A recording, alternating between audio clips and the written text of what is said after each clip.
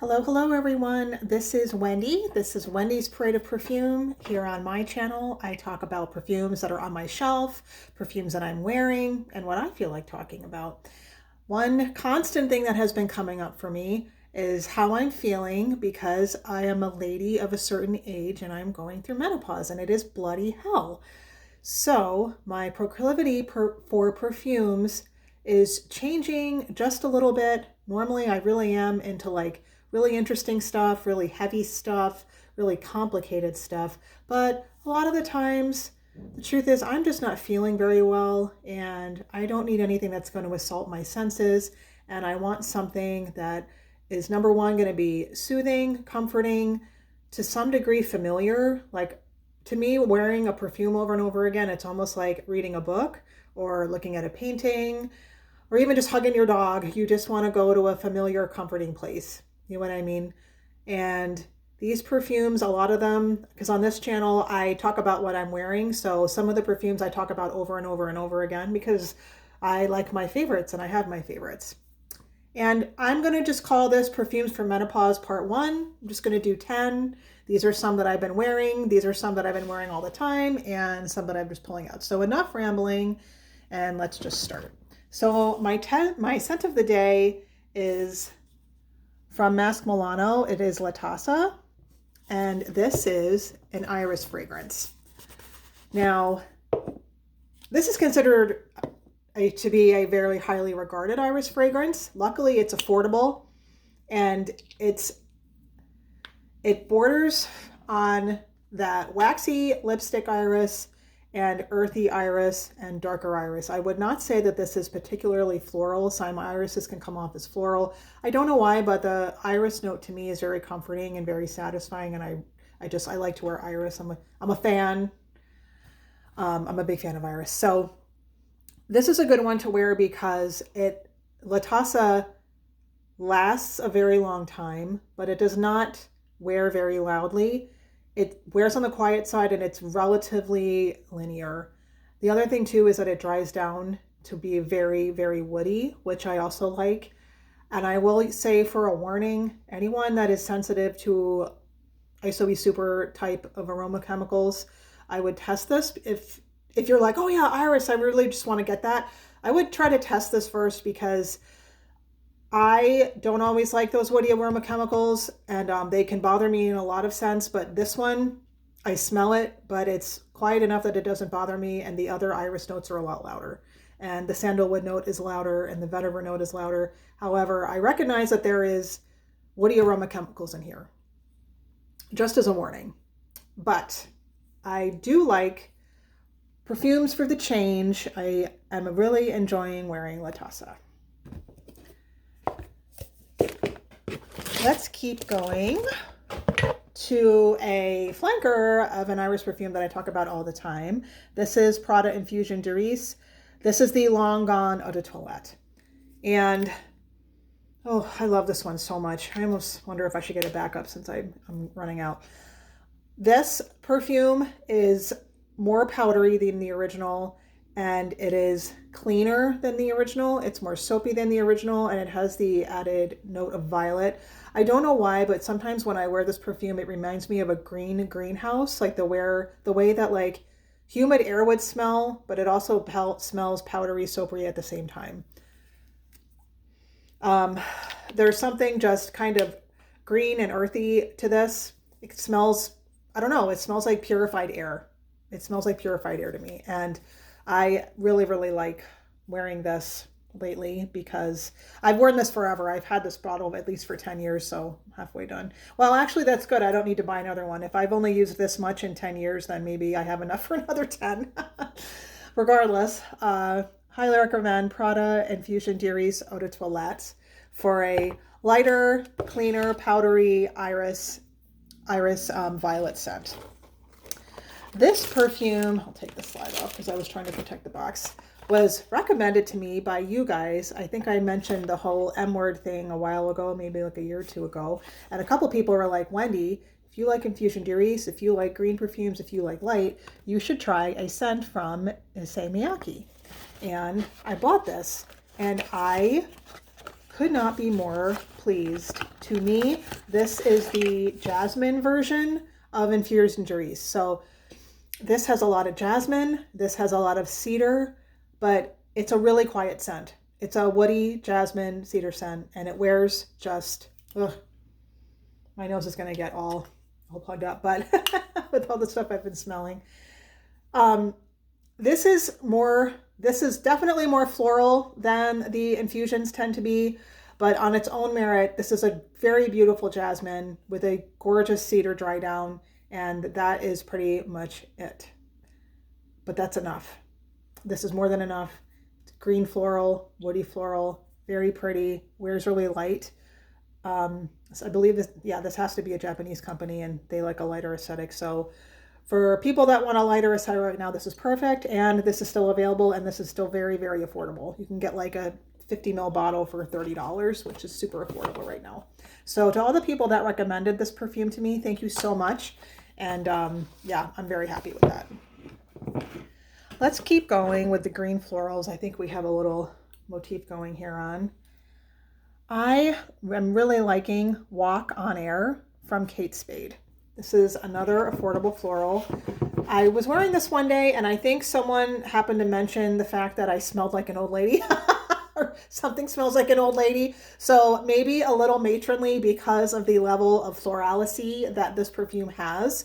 But this has notes like fern and lily of the valley. And it's a white floral, it's a green floral, and it's very floral. And it's also very aquatic in feeling. You see this like soft green color. That is the feel of this, of like liquid green water, not in a nice way. Liquid green water, liquid green florals. And this is also extremely affordable. But if you're looking for a green aquatic, this smells so good. Ugh. See, I just like my perfumes. I'm just going to gush a little bit. If you're looking for a green floral, white floral that is aquatic and affordable, I recommend trying this, Kate Spade Walk on Air. I bet you could find a small bottle for like $10. It's so cheap. So a little bit more sophisticated than the Kate Spade is a perfume from Chanel called the Green Eau Verte. This is the Eau de Parfum. Now, Cristalle has been around since the 70s. This, I believe, is a flanker from the 90s. And the old 70s Cristalle is like oak mossy and white flowers, and it's a different perfume than this is. This is really light, and it's really green, and has a lot of galbanum, but it also has a very pretty magnolia heart. And Chanel tends to make very light, some of them perfumes are light. They have a reputation not being light, but some of their florals are light, and they are delicate, and they are sophisticated, and that is about the weight of perfume that I want to wear right now. I don't know why. Apparently I like green perfumes. Apparently green perfumes are soothing to me.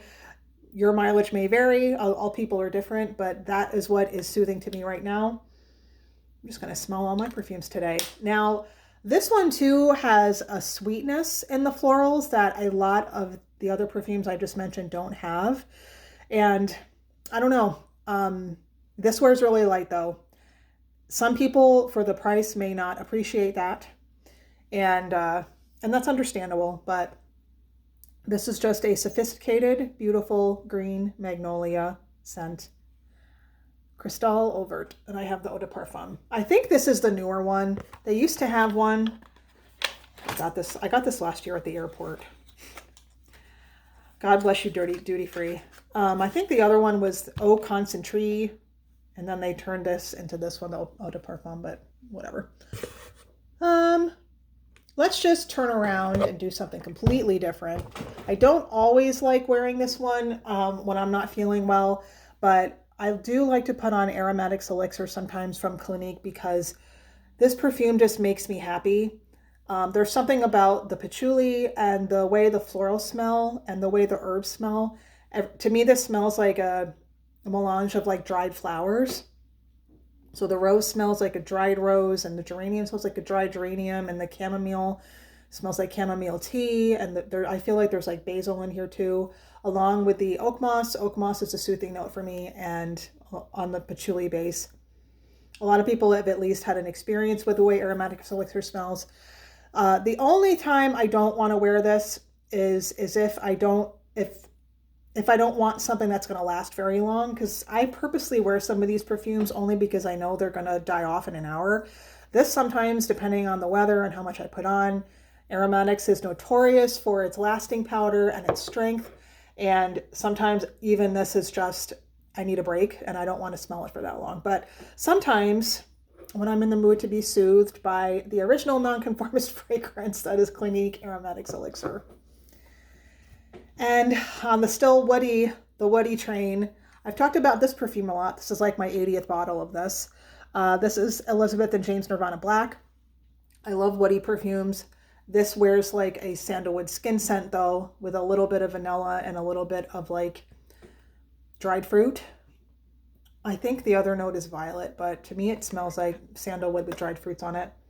And then it just dries down into the most gorgeous sandalwood skin scent you could ever have. So sometimes I don't need, this is blasphemy, but I don't need Samsara. Sometimes I need Elizabeth and James Nirvana Black if I want a quieter day, but I just don't want it to be that loud. Now, we all need a vanilla, right? Vanilla, we all need one. This is from Laura Mercier. I'm sorry, I think at one point I said her last name is Mercier because I'm American, what can I say? But this is a reformulation of Vanille. The original Vanille came out like 20 years ago, and then this bottle came out within the last several years. So if you ever look this up, this has some very strong notes like amber and whiskey and a couple floral notes and sandalwood and stuff like that.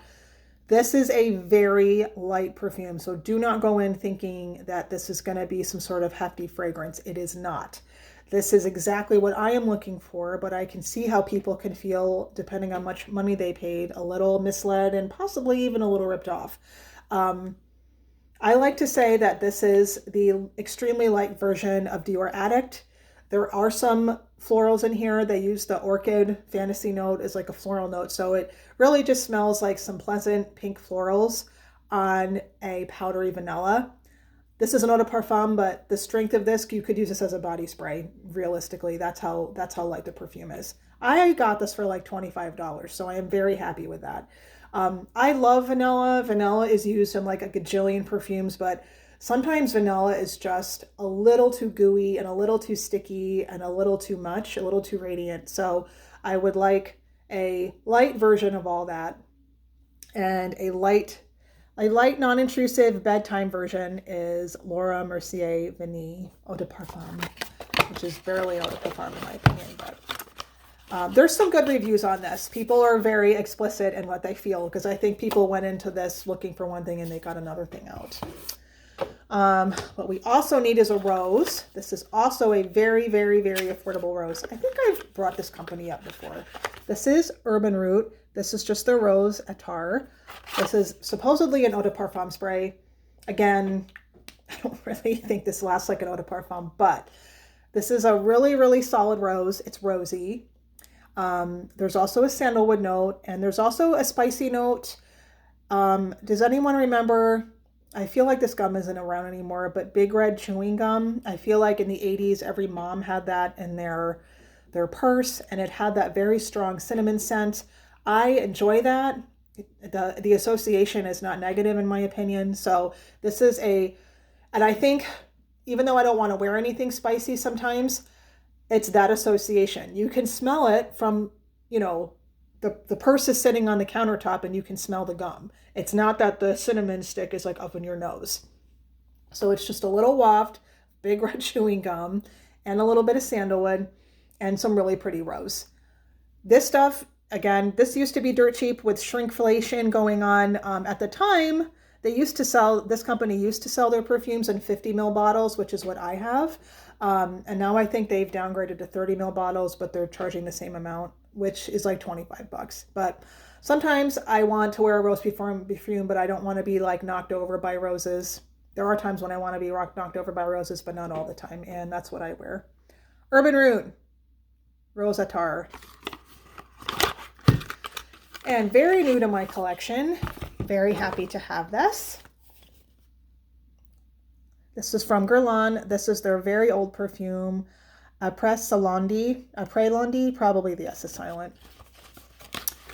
Après Lundi. So this perfume is supposed to be spring flowers in a garden after the rain. What I smell is the top note smells like medicinal ointment. I think it's the anise. It smells like a medicated pink cream. I don't know how else to explain it. It smells like pink medicated cream. Then it smells like anise seeds. Then it smells like iris and carnation. And then it has a very pale woods dry down. This is the super, super light version of L'Or Bleu, which is very strong. It's much stronger than this. This is just the amount of lightness, and I don't know why. I enjoy the medicinal top note because it's comforting. Just that weird pink medicine, medicated ointment top note just smells good. I don't know. So yeah. And the spices, the anise is very light. The carnation is very light. They can't even use whatever they used to use to make carnation in perfume. They're not even allowed to use anymore. So God knows how they've approximated carnations now. So it's recognizably a carnation note, but it's not very strong. And of course, iris, and of course, a little bit of pale woods with a tiny, tiny smidgen of vanilla because it's Guerlain. But this is just soothing too. I don't know if this is because this is like an older piece of art, so it mentally kind of takes you back a little bit. Because I feel like you can detect that sometimes with the artistic intent of the perfume or the period of time that it came from. Now I'm getting a little weird into my thought processes when I'm wearing things, but that's kind of just what I think. Anyway, the ramblings of an old lady during her time of life. So what kind of perfumes do you like to wear when you're not feeling well? Or if you're just not having a very good time, either mentally or physically, or a combination of both? I don't know. I think right now I just want something green, clean, and relatively easy to wear and comforting. You know, sometimes you just want to wear your sweatpants and put on your Aromatics Elixir, and that makes everything better. I always enjoy your comments. I always enjoy hearing from my friends, and I always get back to you guys as soon as I can, and I enjoy our conversations. So let me know how you've been doing. Let me know if you like any of these perfumes, and I will talk to you next time. Bye-bye.